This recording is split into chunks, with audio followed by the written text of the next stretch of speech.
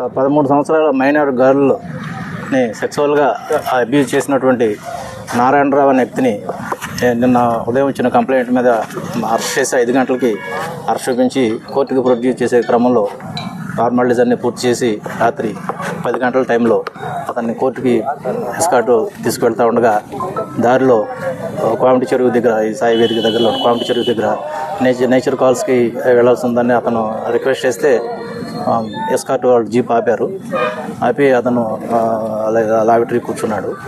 అయితే ఈ లోపల గట్టిగా వర్షం పడుతుండడం వల్ల వీళ్ళు కానిస్టేబుల్స్ కొద్దిగా దూరంగా వెళ్ళి చెట్టు కింద నిల్చున్నారు. ఈ లోపల వాల్ ఆఫ్ షడన్ అతను పరిగెత్తుకుంటా వెళ్ళి చెరువులో దూకినట్టుగా చెప్తున్నారు వాళ్ళు.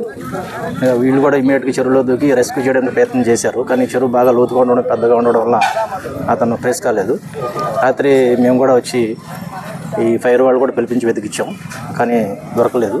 ఇప్పుడు గజేతగాళ్ళు పిలిపించి చెరువు అంతా జల్లెడ పెడితే బాడీ ట్రేస్ అయింది. అతను చేసిన దానికి పశ్చాత్తాపంతో అతను సిగ్గుపడి బస్సు ఆత్మహత్య ప్రయత్నం చేసి ఉండొచ్చు, లేదా యాక్సిడెంటల్గా పడిపోయి ఉండొచ్చు అని భావిస్తున్నాను.